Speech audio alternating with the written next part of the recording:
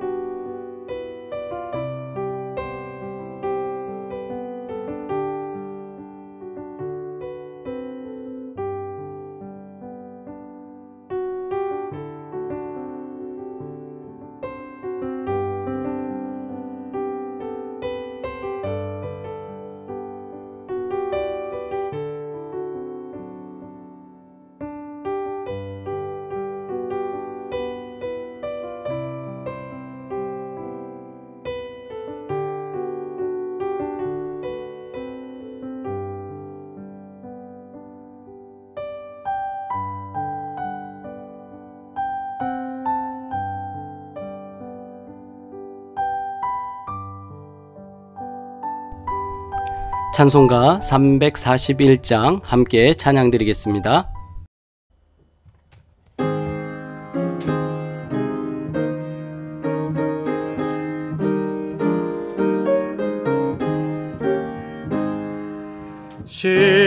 십자가를 내가 지고 주를 따라갑니다. 이제부터 예수로만 나의 보배 삼겠네. 세상에서 부귀영화 모두 잃어버려도 주의 평안 내가 받고 영생 복을 받겠네. 주도 곤욕 당했으니 나도 곤욕 당하리. 세상 사람 간사나 예수 진실합니다. 예수 나를 사랑하사 빛난 얼굴 보이면 원수들이 미워해도 염려할 것 없겠네. 내가 핍박 당할 때에 주의 품에 안기고 세상 고초 당할수록 많은 위로 받겠네. 주가 주신 기쁨 외에 기뻐할 것 뭐냐. 주가 나를 사랑하니 기뻐할 것뿐일세. 아멘. 하나님의 말씀 누가복음 14장 25절로 35절 말씀 함께 합독하시겠습니다. 수많은 무리가 함께 갈새 예수께서 돌이키사 이르시되 무릇 내게 오는 자가 자기 부모와 처자와 형제와 자매와 더욱이 자기 목숨까지 미워하지 아니하면 능히 내 제자가 되지 못하고 누구든지 자기 십자가를 지고 나를 따르지 않는 자도 능히 내 제자가 되지 못하리라. 너희 중에 누가 망대를 세우고자 할진대 자기의 가진 것이 준공하기까지에 족할는지 먼저 앉아 그 비용을 계산하지 아니하겠느냐. 그렇게 아니하여 그 기초만 쌓고 능히 이루지 못하면 보는 자가 다 비웃어 이르되 이 사람아 공사를 시작하고 능히 이루지 못하였다 하리라. 또 어떤 임금이 다른 임금과 싸우러 갈 때에 먼저 앉아 1만 명으로서 저 2만 명을 거느리고 오는 자를 대적할 수 있을까 헤아리지 아니하겠느냐. 만일 못할 터이면 그가 아직 멀리 있을 때에 사신을 보내어 화친을 청할지니라. 이와 같이 너희 중에 누구든지 자기의 모든 소유를 버리지 아니하면 능히 내 제자가 되지 못하리라. 소금이 좋은 것이나 소금도 만일 그 맛을 잃으면 무엇으로 짜게 하리요. 땅에도 거름에도 쓸데없어 내버리느니라. 들을 귀가 있는 자는 들을지어다 하시니라. 아멘. 새번역 성경으로 말씀 봉독합니다. 많은 무리가 예수와 동행하였다. 예수께서 돌아서서 그들에게 말씀하셨다. 누구든지 내게로 오는 사람은 자기 아버지나 어머니나 아내나 자식이나 형제나 자매뿐만 아니라 심지어 자기 목숨까지도 미워하지 않으면 내 제자가 될 수 없다. 누구든지 자기 십자가를 지고 나를 따라오지 않으면 내 제자가 될 수 없다. 너희 가운데서 누가 망대를 세우려고 하면 그것을 완성할 만한 비용이 자기에게 있는지를 먼저 앉아서 셈하여 보아야 하지 않겠느냐. 그렇게 하지 않아서 기초만 놓은 채 완성하지 못하면 보는 사람들이 그를 비웃을 것이며 이 사람이 짓기를 시작만 하고 끝내지는 못하였구나 하고 말할 것이다. 또 어떤 임금이 다른 임금과 싸우러 나가려면 2만 명을 거느리고서 자기에게로 쳐들어오는 그를 자기가 10,000명으로 당해낼 수 있을지를 먼저 앉아서 헤아려 보아야 하지 않겠느냐. 당해낼 수 없겠으면 그가 아직 멀리 있을 동안에 사신을 보내서 화친을 청할 것이다. 그러므로 이와 같이 너희 가운데서 누구라도 자기 소유를 다 버리지 않으면 내 제자가 될 수 없다. 소금은 좋은 것이다. 그러나 소금이 짠맛을 잃으면 무엇으로 그것을 짜게 하겠느냐. 그것은 땅에도 거름에도 쓸데가 없어서 밖에 내버린다. 들을 귀가 있는 사람은 들어라. 아멘. 현대인의 성경으로 말씀 봉독합니다. 많은 군중이 예수님과 함께 갈 때 예수님이 그들을 향해 이렇게 말씀하셨다. 누구든지 내게 오는 자가 자기 부모와 아내와 자녀와 형제 자매 심지어 자기 생명보다 나를 더 사랑하지 않으면 내 제자가 될 수 없다. 그리고 자기 십자가를 지고 나를 따르지 않는 사람도 내 제자가 될 수 없다. 너희 중에 누가 망대를 세우려 할 때 먼저 앉아서 그것을 완성할 만한 돈을 가졌는지 비용을 계산해 보지 않겠느냐.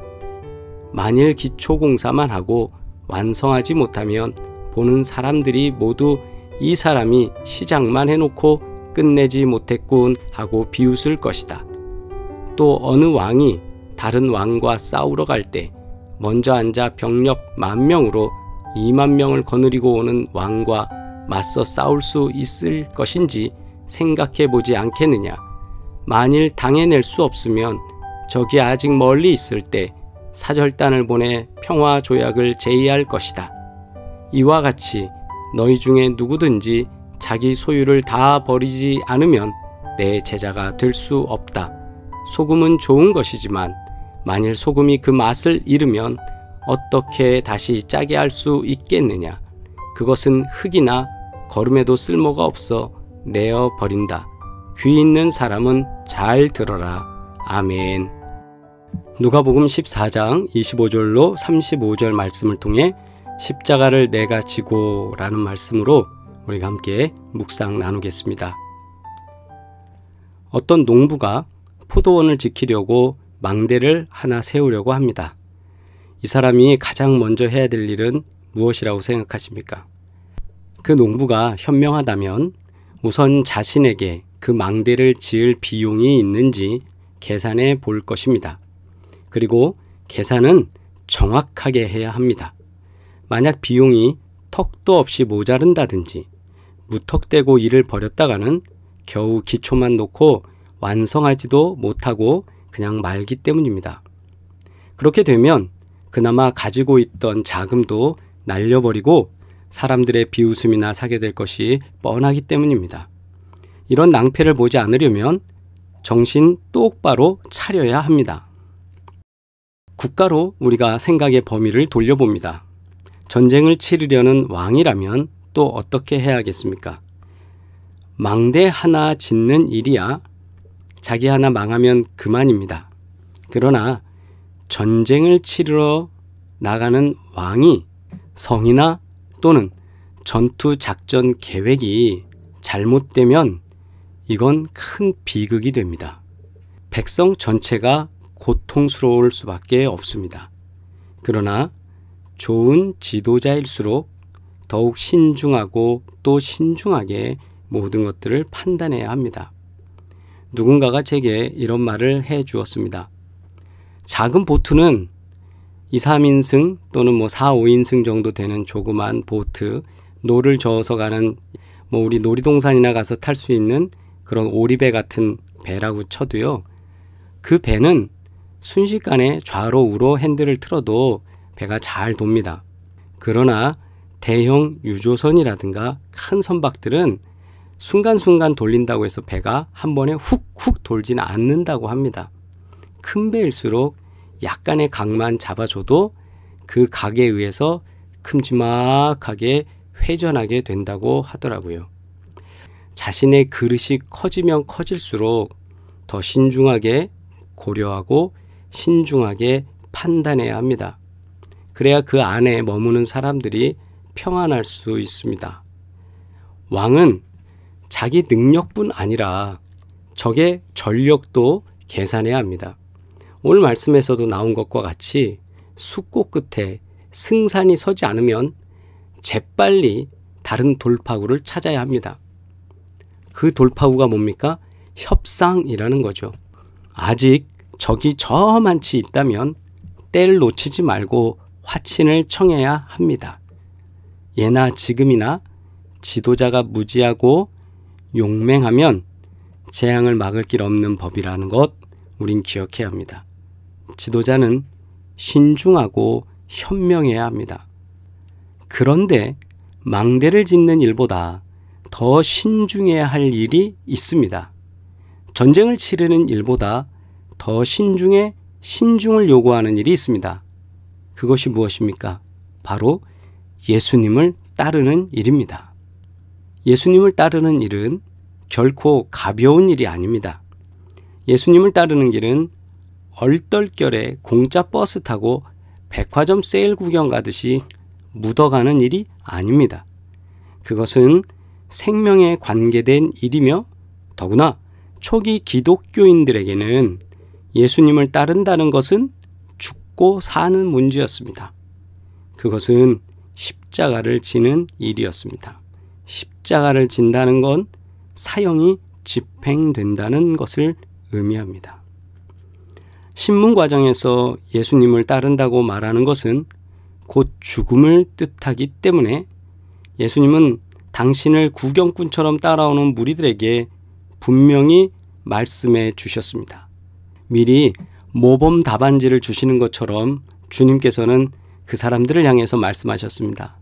누구든지 자기 십자가를 지고 나를 따르지 않는 자도 능히 내 제자가 되지 못하리라. 아멘. 예수님을 따르는 일은 부친의 장례를 치르는 일보다도 더 긴급한 일입니다. 그러므로 예수님을 따르려는 사람은 신중하고 또 냉철하게 숙고해 보아야 합니다. 그렇다면 우리는 질문합니다.